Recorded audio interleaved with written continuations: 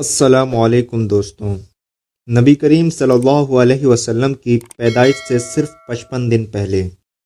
یمن کا بادشاہ ابرہہ ہاتھیوں کی فوج لے کر کعبہ ڈھانے کے لیے مکہ پر حملہ ور ہوا تھا۔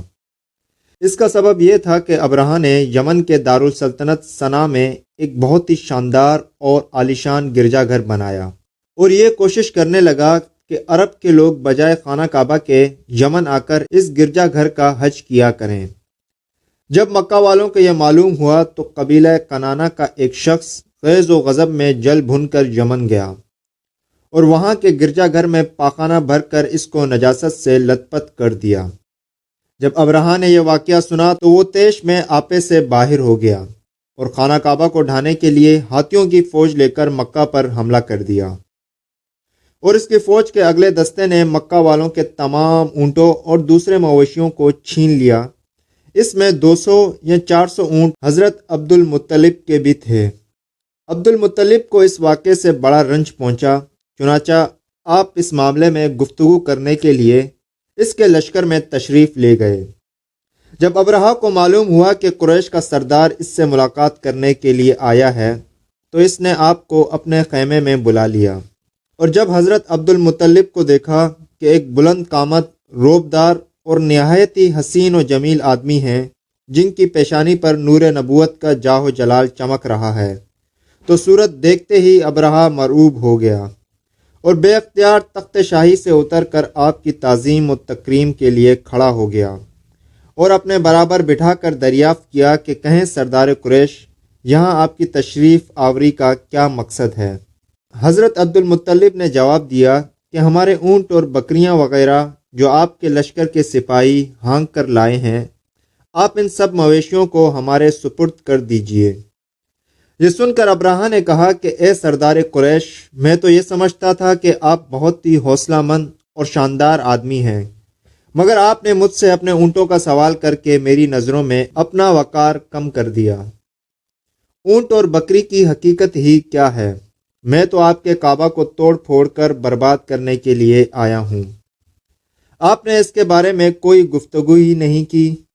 عبد المطلب نے کہا کہ مجھے تو اپنے اونٹوں سے مطلب ہے، کعبہ میرا گھر نہیں ہے بلکہ وہ خدا کا گھر ہے، وہ خود اپنے گھر کو بچا لے گا، مجھے کعبہ کی ذرا بھی فکر نہیں ہے۔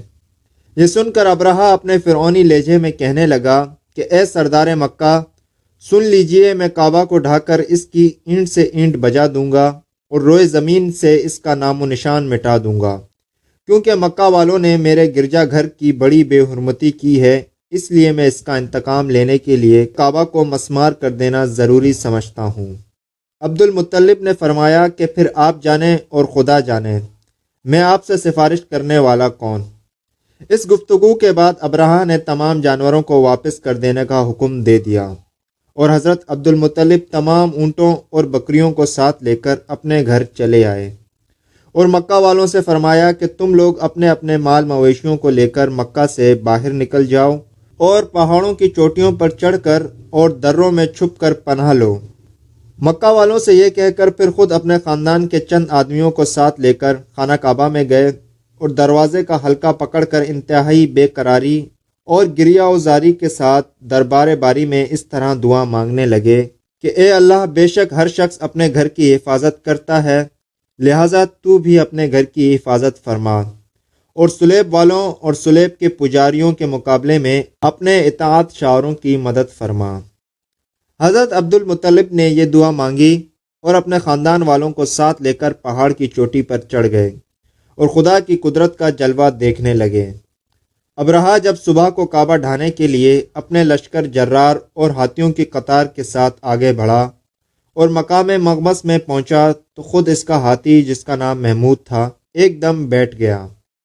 ہر چند مارا اور بار بار للکارا مگر ہاتھی نہیں اٹھا۔ اسی حال میں قہر الہی ابابیلوں کی شکل میں نمودار ہوا اور ننھے ننھے پرندے جھنڈ کے جھنڈ، جن کی چونچ اور پنجوں میں 3 کنکریاں تھیں، سمندر کی جانب سے حرم کعبہ کی طرف آنے لگے۔ ابابیلوں کے ان دل بادل لشکروں نے ابرہہ کی فوجوں پر اس زور و شور سے سنگ باری شروع کر دی کہ آن کی آن میں ابرہہ کے لشکر اور اس کے ہاتھیوں کے پر خچے اڑ گئے ابابیلوں کی سنگ باری خداوند قہار و جبار کے قہر و غضب کی ایسی مار تھی کہ جب کوئی کنکری کسی ہاتھی سوار کے سر پر پڑتی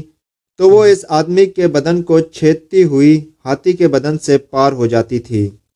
ابراہہ کی فوج کا ایک آدمی بھی زندہ نہیں بچا اور سب کے سب ابراہہ اور اس کے ہاتھیوں سمیت اس طرح ہلاک و برباد ہو گئے